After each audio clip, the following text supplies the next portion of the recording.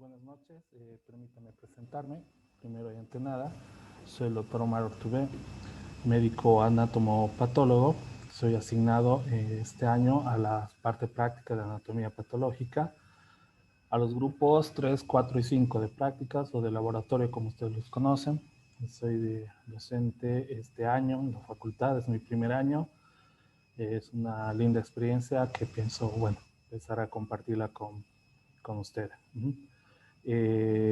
Antes de empezar la clase, quiero dejarles claros que, bueno, debido a la situación que todos ya conocemos, que globalmente estamos pasando los problemas de salud, nos hemos visto a adaptarnos o adaptar el proceso de enseñanza-aprendizaje de alguna manera para continuar con la enseñanza. En el caso que estoy grabando esta clase, quiero que quede claro que no es la única forma en la que vamos a dar clases. Vamos a tratar de ser más activo todo este proceso, ya que es un laboratorio y si bien no podemos hacer prácticas presenciales en un hospital, vamos a tratar de subsanar todo esto con el tiempo. Vamos a tratar de subsanar estos problemas tratando de dar estas prácticas por vía virtual, mostrando imágenes microscópicas y macroscópicas. Bueno, y espero pronto podamos volver a las aulas o a las clases, al menos semipresenciales. Les repito, quiero que esto sea un proceso activo. El hecho que yo grabe de esta forma las clases no quiere decir que ustedes están limitados en cuanto a sus cuestionamientos o en cuanto a alguna pregunta que quieran hacer. Tenemos habilitadas las aulas virtuales, por la que me encantaría que por el foro cualquier duda me la pasen. Yo las voy a contestar. Lo mismo por nuestro grupo de WhatsApp. Voy a pasar, me pueden hacer cualquier pregunta y después vamos a hacer reuniones solo para contestar las mismas. Y después vamos a ir modificando también la manera de dar clases. Yo, como estas clases son de introducción, estoy aunando a los grupos, por eso estoy decidiendo grabar. Y bueno, todo cambio que hagamos en este proceso de enseñanza van a ser notificados con el debido tiempo, como así también todas las evaluaciones. Esta materia este año pasa a ser anual y yo les voy a pasar también los contenidos, tanto la parte teórica, donde se lo verán con los otros docentes, y de nuestra parte práctica, todo lo que se refiere al programa académico. Ya que no están en nuestras salas virtuales, ni tampoco me aparece en el sistema de Tarquía, pero yo los tengo y se los voy a hacer pasar. Sin más que decir, vamos a empezar con la clase, que en este caso lo primero que vamos a empezar a hablar antes de empezar a conocer lo que es el laboratorio de la patología y el estudio de la patología en general, de la parte práctica, vamos a empezar con una clase introductoria, ¿no? Para definir algunos conceptos, para que nos quede claro, para que posteriormente podamos seguir avanzando.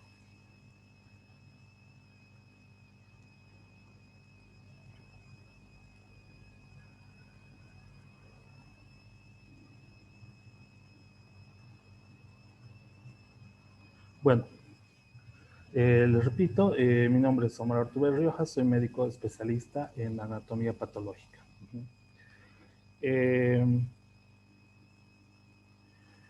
Para la introducción, voy a citar textualmente al libro de Robbins, que es el que vamos a usar mayormente para dar las clases y el que ustedes deberían usar también para tanto la parte teórica como práctica.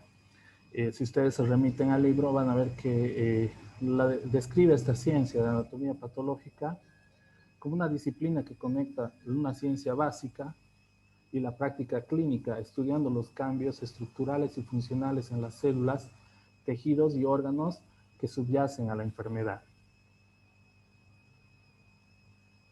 Si hablamos de generalidades de la anatomía patológica, literalmente la palabra patología, como todos saben, logo significa estudio y patos viene del vocablo que significa sufrimiento. Es como antes se lo describía como el estudio del sufrimiento. Actualmente la patología tiene muchas técnicas que se desarrollan dentro de esta ciencia para poder llegar a hacer el estudio de la enfermedad o de los cambios morfológicos en las células o en los tejidos. Esas técnicas pueden ser microbiológicas, morfológicas, inmunológicas y eventualmente biología molecular. Todo esto nos ayuda a contestarnos dos preguntas, el cómo y el por qué de las enfermedades.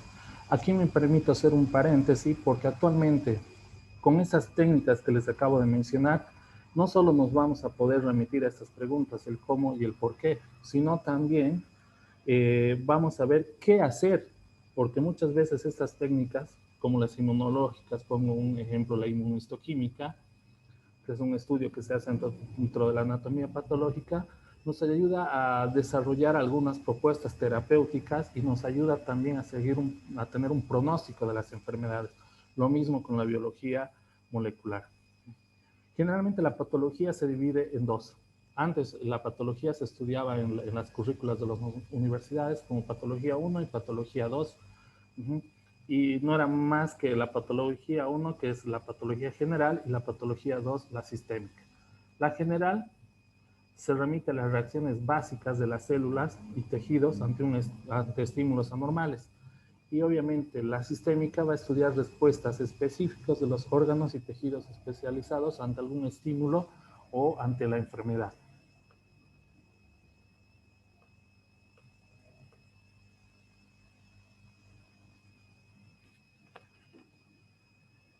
Para entender la enfermedad, por así decirlo, tenemos que tener que el proceso patológico, la enfermedad, tiene 4 puntos que debemos estudiar. Esto es inherente en todas las especialidades, ¿no?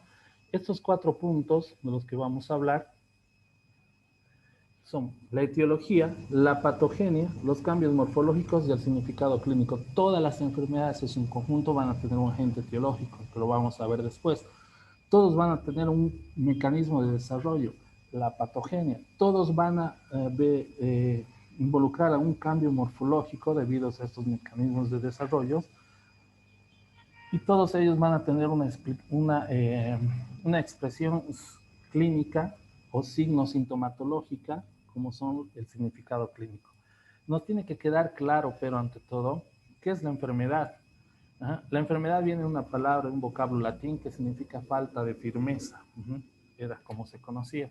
Pero si nosotros vamos y googleamos, por así decirlo, enfermedad, nos vamos a encontrar con múltiples definiciones. Con algunos vamos a estar de acuerdo, con otros no. Pero cito textualmente la definición de enfermedad de la Organización Mundial de la Salud como una alteración o desviación del estado fisiológico en una o varias partes del cuerpo, por causas generalmente conocidas, manifestadas por síntomas y signos característicos y cuya evolución es más o menos previsible. Algunos pueden estar de acuerdo, algunos pueden hacer otra aplicación, pero bueno, esta es la definición que tiene el significado de enfermedad para la Organización Mundial de la Salud. Desglosando estos 4 núcleos, estos 4 aspectos del proceso patológico, vamos a hablar de la etiología. Ya hace muchísimos años, les pongo un ejemplo acá, 2500 antes de Cristo, las enfermedades siempre se atribuía a algo, o sea, siempre se buscaba un factor etiológico. Se atribuía a malos espíritus o espíritus malignos, a aquella persona que pecaba o pecador, se creía que era la que se enfermaba, la peste negra, por ejemplo, agentes externos, ya los relacionaban como al frío o a olores, todo eso. Actualmente nosotros tendríamos que definir a la enfermedad como 2 factores etiológicos, los factores intrínsecos inherentes a nosotros o genéticos y los adquiridos o extrínsecos. Si yo hablo, por ejemplo, de un factor intrínseco, voy a hablar, por ejemplo, de la fibrosis quística pulmonar. Es una alteración genética que tiene una alteración en un gen, que es el gen CFTR, que codifica una proteína, que es esta, en una parte específica del cromosoma, que se llama locus. Bueno, este gen está alterado y es por eso que el paciente desarrolla este tipo de enfermedad. Y cuando hablamos de factores extrínsecos, bueno, lo primero que nos viene a la mente son microorganismos, bacterias, parásitos o factores traumáticos o factores físicos o factores químicos que están por fuera de nosotros y nos causan un daño. Pero hay que tener siempre en cuenta que ya sea los factores extrínsecos e intrínsecos siempre están relacionados. O sea, la genética es determinada por el medio ambiente, como decían los grandes genetistas. ¿A qué me refiero? Pongo otro ejemplo de una enfermedad pulmonar, la EPOC, enfermedad pulmonar obstructiva crónica. Después, cuando nos toque por sistemas, vamos a desarrollar específicamente estos temas, pero ahora hablo como generalidades, ¿no? Por ejemplo, en la EPOC tiene que haber una alteración, igual que en la fibrosis quística, ¿no? Un gen que es el ATT, codificada en un cromosoma 14 y una parte típica del cromosoma en determinado locus del mismo cromosoma, ¿no? Pero, por ejemplo, hay muchos pacientes que tienen esta alteración. Pero estos pacientes, cuando están sometidos al smog o son fumadores crónicos, desarrollan la EPOC. No todos los pacientes que tienen esta alteración van a ser EPOC, pero si tienen la alteración y a base de eso son fumadores o tienen otros factores externos, van a manifestar la enfermedad. O sea, que la genética está relacionada al medio ambiente y también el medio ambiente con la genética. Por ejemplo, lo que está pasando ahora, el agente etiológico de la pandemia es el coronavirus, un virus. Pero se sabe que porcentualmente a qué pacientes ataca más, a los pacientes inmunodeprimidos, a los pacientes mayores. Entonces, hay pacientes que genéticamente tienen una determinación y una enfermedad, vuelvo a repetir, la fibrosis quística. Si a un paciente que tiene esta alteración se contagia de COVID, tiene más probabilidad de hacer una enfermedad grave. Genética, medio ambiente, genética. Si hablamos del otro punto, específicamente de la patogenia, ¿qué es la patogenia? Es la secuencia de acontecimientos en la respuesta de las células, ya sea o de las células o los tejidos al agente etiológico, o desde un estímulo inicial. O sea, ¿a qué me voy? Vuelvo a tomar, digamos, el ejemplo de la fibrosis quística pulmonar. El paciente que tiene esta enfermedad generalmente va a desarrollar quistes en el pulmón y va a desarrollar una fibrosis pulmonar, como también puede desarrollar quistes en otros órganos, como en el páncreas. Pero no quiere decir, tengo esta alteración e inmediatamente tengo los quistes y la fibrosis pulmonar. No, tiene que haber una secuencia y acontecimientos en las células a nivel molecular para que estos cambios se manifiesten, ¿no? Lo mismo pasa en una cirrosis hepática. Si yo tengo un virus de hepatitis B o C, voy a tener primero un mecanismo inflamatorio, una inflamación portal, una inflamación del lobulillo hepático, hasta llegar a una cirrosis hepática. Entonces, toda esta secuencia de acontecimientos como respuestas o adaptaciones celulares es lo que nos quiere explicar con la patogenia. Manifestaciones clínicas o trastornos funcionales. Perdón, los cambios morfológicos es el otro punto, ¿no? Se refiere a las alteraciones estructurales en las células o tejidos que son características de la enfermedad o diagnósticos del proceso etológico. El enfisema del EPOC, la fibrosis y los quistes en la fibrosis quística, la cirrosis en el hígado, muchas otras enfermedades. O sea, son las alteraciones estructurales que estas presentan. Recientemente se ve que, bueno, antiguamente nos basábamos mucho en la morfología para hacer los diagnósticos, pero el advenimiento de todas las técnicas que les he hablado, microbiológicas, inmunológicas, moleculares, hacen, bueno, que pensemos más, que nos ayudemos más de estas técnicas para hacer un diagnóstico certero. ¿Por qué? Porque, por ejemplo, un tumor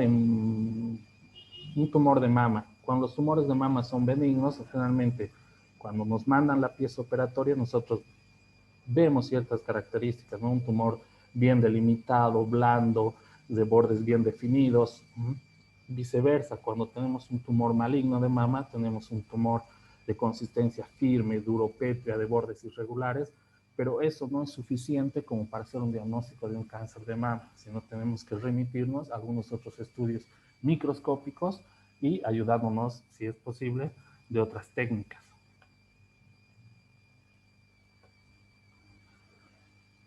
Bueno, y las manifestaciones clínicas. Los cambios estructurales van a llevar a que el paciente tenga ciertas alteraciones que después la tenga que manifestar. No estamos hablando más de los síntomas y los signos. En la naturaleza de todos los cambios morfológicos y su distribución en los diferentes órganos y tejidos. Y los mismos que van a verse influenciados en su función normal, ¿no? Eso es la sintomatología. Yo tengo un agente etiológico, un estreptococo me causa una amigdalitis, el agente etiológico. Tengo los cambios, la patogenia, todo el proceso que me va a desarrollar, los cambios morfológicos, una hipertrofia de las adenoides o de las amígdalas, un infiltrado purulento y las manifestaciones clínicas, ¿a qué me va a llevar?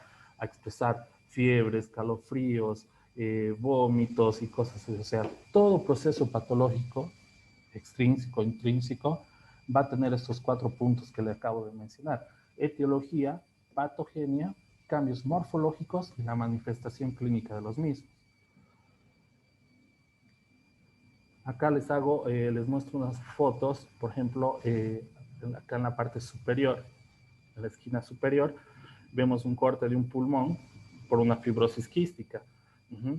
Tiene un agente etiológico, su patogenia, sus cambios morfológicos, que en la microscopía los vamos a ver como un parénquima totalmente fibrosado, con algunas estructuras quísticas. Lo mismo les había hablado de la cirrosis, un hígado aumentado de tamaño, heterogéneo, que en el corte vamos a ver con determinadas técnicas, esta vez histoquímicas, como por ejemplo, esto es un corte de un tricrómico de Mason, una tinción, mejor dicho, en el que se ve la fibrosis del parénquima pulmonar. Todo esto teñido de azul es fibrosis, que le da un aspecto de lobulitos al hígado. Entonces estamos hablando de una cirrosis. Habíamos hablado de las técnicas, algunas técnicas que nos ayudan en patología. ¿A qué me refiero? Que la patología, como la anatomía patológica como tal, está relacionada a todos estos puntos que había mencionado. ¿En qué puedo ayudarnos, por ejemplo, la patología en encontrar la etiología de una enfermedad? En la esquina superior puede ver un corte de una tinción de Giemsa, de un estómago, donde acá todos estos puntitos son Helicobacter pylori. Entonces, una gastritis asociada a Helicobacter pylori. Entonces, nosotros podemos, mediante la anatomía patológica, hacer el estudio del agente etiológico. Podemos determinar la etiología. Esta es una citología cervicovaginal y acá vemos una célula, un coilocito, que es una célula que está afectada por un virus. Entonces acá nosotros sabemos que es una lesión HPV relacionada, virus del papiloma humano, y es una lesión de bajo grado, pero que se tiene que tratar. Entonces ahí también ya nos ayuda a encontrar el agente etiológico.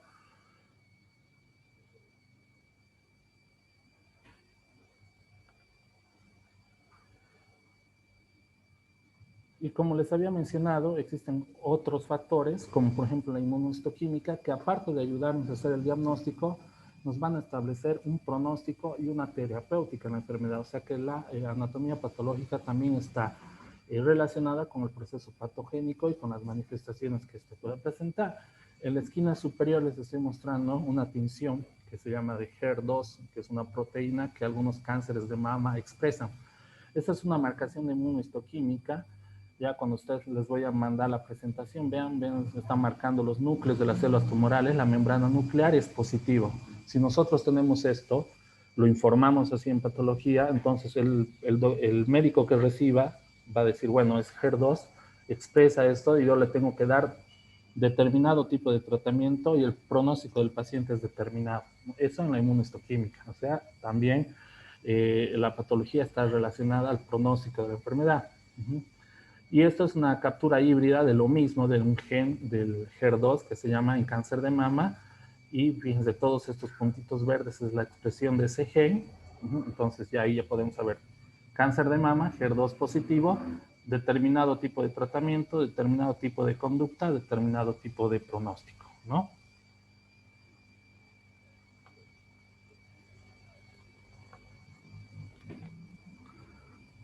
Vamos a hablar de aspectos generales de la respuesta celular al estrés o a los estímulos nocivos. Esto como algo general, porque después en nuestra siguiente clase vamos a hablar específicamente de respuestas adaptativas celulares a algunos estímulos externos. Este es un gráfico muy clásico del libro de Robbins, que habla del ciclo de la adaptación celular o de los estímulos nocivos sobre la célula. Célula normal, una célula normal está en homeostasis, está en un estado de equilibrio. A un aumento de estrés o de demanda, la célula trata de adaptarse. Cuando hay una incapacidad de adaptarse, entonces aparece la agresión celular. Pero hay mecanismos donde la célula está en homeostasis, la agresión, el estímulo agresor es directo y pasan directamente a la agresión celular. No es lo mismo. Pero una enfermedad que se va desarrollando poco a poco, la célula trata de adaptarse, tiene esta incapacidad de adaptarse y pasa a la agresión celular. Que, por ejemplo, tener un traumatismo que es directo, entonces la célula pasa directamente a ser agredida, ¿no?